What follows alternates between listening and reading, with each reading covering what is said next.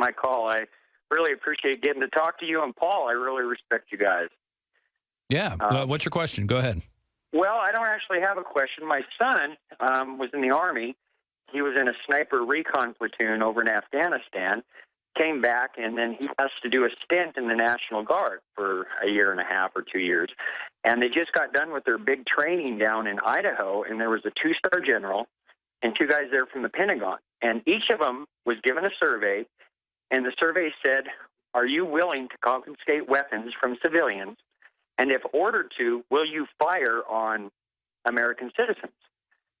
And, you know, he said they were outraged. And the general told him that the Pentagon guys said they were gearing up for something in 2016, but they wouldn't tell him what, and told him a couple of other things on the side. And so I thought you guys would be interested in that. That's very interesting. Is that online anywhere, or is that this is just a story from your son? Well, no, that's just the story from my son and the guys that, you know, they had to go over there. So the guys from his platoon that came back with him, and they were outraged. He's trying to get a copy from somebody, you know, so we can send it to you guys. Yeah, a copy or even a shot on a cell phone, anything like that. Anytime something like that pops up, you need to immediately shoot that on your smartphone and send it to tips@infowars.com or whistleblower@infowars.com. And I comb through those regularly, and I love to receive the tips. I mean, I've received some outrageous stuff, some stuff that we haven't even gone public with yet because we have to vet it first because it's so outrageous. But, Roy, thanks for the call. We're going to be back right after this with more of your questions. Rashid, Philadelphia, what is your question, sir? I don't really have a question. I just wanted to mention something that I don't know, it seemed interesting last month. Speak right into your phone, please.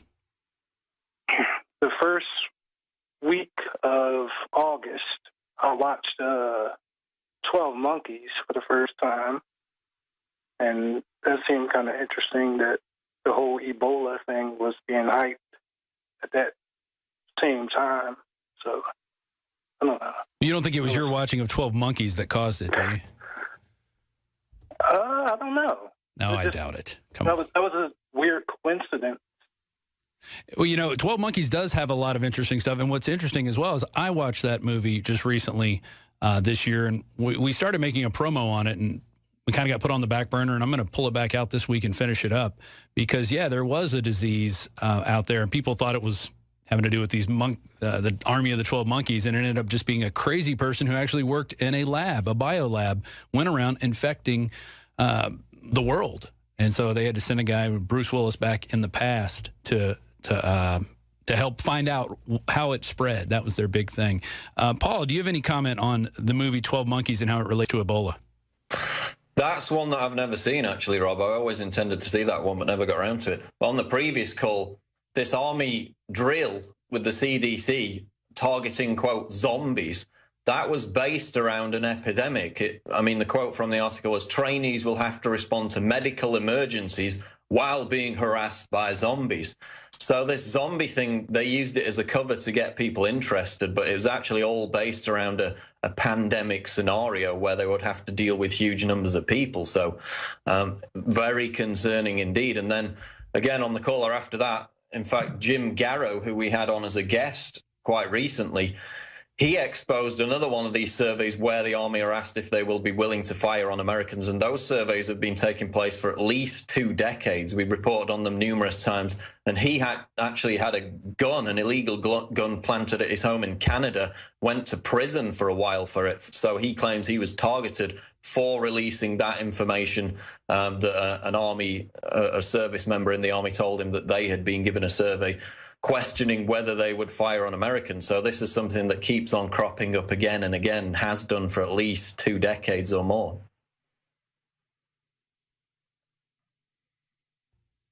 So, Paul, maybe it does make sense that the DOD is getting involved in Ebola. Maybe they are going to be part of this eradication program where they cordon off areas, and when people try to get out, they're just going to mow them down with machine gun fire. So maybe that does make sense, even though people are saying it doesn't make sense over on Fox News. That's Lucas Tomlinson who wrote that. And but yeah, General Martin Dempsey said the Department of Defense #1 priority is combating Ebola. Right there, combating Ebola. So maybe it does make sense that they're having these. And by 2016, we just had a caller. His son was getting training in Idaho, and there was Pentagon reps there and a 2-star general, and it was asking people, would you confiscate guns from Americans? Would you fire on Americans? And some of these guys will do this. I don't think a lot of them will. I think they're going to be very surprised at the response they get from our military. But you can see what happens in any of these situations. Ferguson, the cops start firing on people, firing tear gas on people. Nobody steps up and says, wait a minute, should we be doing this? These people are unarmed. Maybe we should just go after the people who are looting, the people who are causing the trouble, identify those people and go in and get them. If you're a protester, you're not going to go attack the police until they start attacking you. Or if you're infected with some sort of weird pandemic. What are your thoughts on that, Paul? The fact that they're merely asking the question, will you fire on Americans, is concerning enough. Then, of course, you've got the report which recently came out where the Army is saying they're not prepared to fight the future combat arena, which will be the main arena of combat, quote, mega cities, including New York City was one of them mentioned in the report. So they're gearing up the Army to be stationed in occupying and combating insurgents, anti-government extremists and others, and under medical emergencies was one of the other scenarios in mega cities within the next 20 years. So then you can tie that back to the concerns about Ebola victims going to highly populated cities like Mexico City, for example, or indeed Paris, because there are many African immigrants in France that go back and forth between these West African countries. So, that is the concern, that an Ebola sufferer would land in a major city and it would spread more rapidly because these Western African countries are quite sparsely populated. Of course, Africa is a huge continent in comparison to these mega cities where it could spread very much more quickly and to a more devastating effect. Totally agree. Well, our next caller is O'Brien. O'Brien, what is your question? Yes.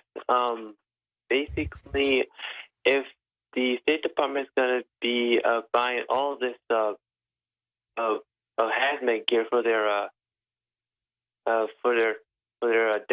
diplomats, wouldn't they need to be? Wouldn't the CDC need to do that as well? Well, I bet the CDC probably has a lot of this stuff. Who knows whether it needs to be upgraded after time, but that is interesting. Paul, what do you think? Why does the State Department need this stuff? I don't know whether they would then hand it on to the public health authorities. That's what I'm assuming would happen. But I was astonished by the sheer number of it, 160,000. I'm sure they've already got a lot of them in supply and stock already. So, but they did the same thing with the potassium iodide pills after Fukushima. So they make sure that they're prepared while the vast majority of Americans are not. They rolled back some of those previous measures in the context of nuclear power plants where people who lived nearby were given adequate supplies of potassium iodide pills. So, they're concerned about themselves, not so concerned about the American people, it seems, when they make these large-scale purchases. Whether they're actually going to foresee a pandemic event is unknown, but they're definitely going to be prepared for it. If there is a Titanic-like event, I think the government will be the first ones into the lifeboats, and then it'll be women and children and the rich. And if you're not one of those people, you're going to have to fend for yourself. You're going to prepare, which is why one reason it's good to know what colloidal silver does for your body. I'm just going to do this for a quick plug. Silver Bullet is one of the InfoWars Life family of, health remedies that you could use for yourself. I use colloidal silver a lot personally. And one thing, I also make a lot of it. And one thing I do with the Silver Bullet is I take it and I mix it in with my batches that aren't as strong. This is a 30 parts per million strength, which is very strong. And that's harder to make in your home laboratory. But I make about 10 parts per million, and then I add that in. Anytime I get a sniffle or anything, I shoot it up my nose, breathe it in, and that's what I do. You're welcome to do what you want with it, but Silver Bullet available at InfoWarsLife.com. You can use that information as you will. We're going to be back with more calls, and then we're going to finish up the show, the little NFL worship news for all you people out there watching the ball games today. And I think we'll finish up also with a quick chemtrail video that came across our way. We posted it on Friday.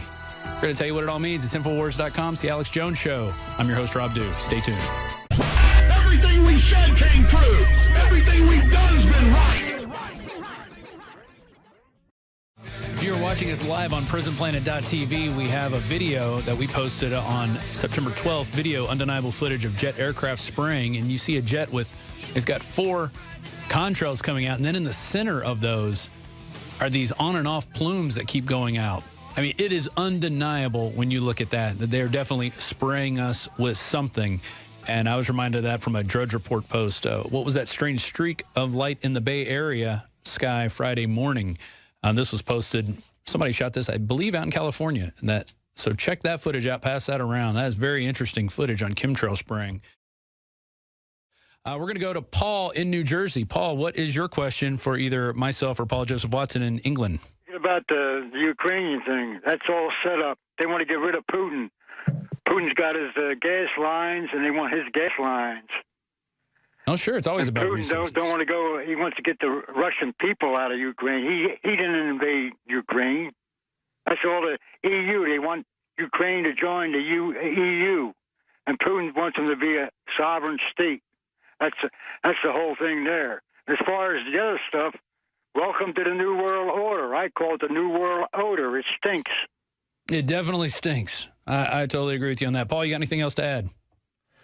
Yeah, I mean, the major thing with Russia recently was, again, this huge gas pipeline deal they signed with China, the biggest ever. Another example of how they're building this multipolar world system in opposition to the unipolar world system of NATO, the US, and Europe. So that's what it's all about. And definitely Ukraine now, they've got a truce at the moment, but these sanctions keep on getting more aggressive, even though Putin agreed to the truce. So they only keep turning the volume up more and more. Yeah, it's only a matter of time before it breaks out over in that region once again. Peter, Washington, what is your question? Or it looks like you have a Smedley Butler, Paul Joseph Watson correction. So, can you hear me? Yeah, go ahead. Okay, Mr. Paul, I think you're a good reporter, but even Homer has been known to nod. I think Smedley Butler was either a communist or a man who hated rich people. The head of that committee was Dick Steen, who was a communist agent. He was paid $1,000 a month by the GPU, which was a former name of the KGB. New York Times laughed at him. New York Times was owned and operated by Jews. Anything that reminded them of Hitler, they would go and investigate. And even... I think Smedley Butler predates Hitler by at least 20 years. Even if there wasn't much to it, they'd play it up because they liked FDR. Fascism? FDR was fine with that. The NRA was his first program. It was turned down by the Supreme Court, and everybody knew the NRA was inspired by that. Mussolini wasn't popular for another year. Hitler? A man with a Charlie Chaplin mustache. Now, some foreigners were popular, Ronald Colman, Valentino, Garbo, but not Charlie Chaplin as a leader. I think that if this guy had... Hello? Yeah. So what is your correction about Smedley Butler? You think he was a communist? He was either a communist or a man who hated rich people. Paul, what do you think about that? The caller's referring to the business plot, which was a conspiracy, a proven conspiracy in 1934 by this group of Bush's grandfather was one of them, conspirators to overthrow President Roosevelt, and they tried to get Smedley Butler to lead an army coup which would overthrow the president, but he ended up blowing the whistle on it by talking to the House of Representatives committee. So it was one of those conspiracy theories which at the time the New York Times dismissed as non-existent, which turned out to be true. It was confirmed by the investigative committee that this conspiracy did indeed take place to try and overthrow Roosevelt. Whether it was some communist aspect to it, I don't know, but I know that it was a confirmed plot at the time, and that was in 1934. All right. Hey, Peter, thanks for the call. Habu in Wisconsin. You want to talk about Obama's speech in Syrian sovereignty? Go ahead. Yeah, hello. Thank you for the opportunity. Let me just say this about Paul Watson. I think his take on foreign policy matters is spot on, and unlike the American interpretation, but we'll just leave it at that. What I'm calling about in particular is, President Obama's notions about being able to strike Syria no matter what, meaning not working with them, just going ahead and striking at will, and perhaps a backdoor into getting a regime change taken care of. The Syrians, and I'm sure the Russians have something to say about that. And what they're going to do is, and this is one scenario, the Russians can thwart those plans by announcing that they've been called in by the Syrian government, which is not too far from the mark, and then set up a false flag, have the FSA, the Free Syrian Army, attack them, so to speak, and then they are going to be attacking these ISIS and ISIL cretins, and then we'll see how the U.S. can just go and bomb Syria, having those Su-300 SAM batteries. That should be a tall order for American aircraft. Yeah, and all it's going to take is somebody with some of these missiles that they got from Benghazi to shoot down an American plane. They just say, hey, it was the Syrian army. We're going to go after them. We got to take out Assad now so we can take out ISIS. That's going to be the war cry. Paul, what do you have to say about that? Well, the Syrian air defense is a hell of a lot stronger than Libya's. I mean, obviously we had airstrikes on Libya with basically zero actual response. But in terms of Syria, they've said that if the United States flies warplanes over their territory, they will consider it an act of war. So this is what they're trying to provoke. They're trying to provoke a response to justify an expanded bombing targeting Assad. That's right, President Devil Horns. We have to pay the bills that we owe, and we sure are racking up lots of bills here in the United States, and we've taken a record number of tax receipts in this year so far. So the plan's working perfectly. You're bleeding the American public dry, and you're going to start wars in other countries and send our men off to fight imaginary enemies that we actually fund and build up. That's kind of how it works. That's kind of it in a nutshell. We got a couple more callers we're going to go to, and I'm going to bring up some NFL news here on NFL Worship Day that we have in the United States, and I guess it's moving over into Britain. But let's go with Mark in Cali. He wants to talk about in-game and the Pianka comments, which is something we didn't cover with all this Ebola news, and thanks for bringing that up, Mark. Go ahead. Are you there, Mark? Yeah, I'm here. Okay, go ahead. Watching Endgame once again on YouTube, and about 2 hours into it, it gets into Professor Pianka's foolish statement, wicked statement. That, yeah, he's a nice guy, isn't he? Yeah, and what's amazing is that anybody agreed with him, and yet there was many that did. They gave him a standing ovation instead of said, booed him down. Kill more people. And, kill more people. Right. Now, look, one good idea where we can spread this is a policeman in San Francisco told me to put Alex Jones on my T-shirt so I could go into the Board of Supervisors meeting because they have some rule you can't carry a sign. But to circumvent that, you can put on the InfoWars thing, or mine just asked people to Google Alex Jones and John DeCamp on the Franklin cover-up. But sure. Put it on front and back. People do read the T-shirt. Google Building 7. Good way to do it. Google fluoride in the water supply. There's all kind of things you can put on a T-shirt, and anybody can do it, and that is a great way to wake people up. We also have some great T-shirts at InfoWarsStore.com that you can get. We have a new Molon Labe.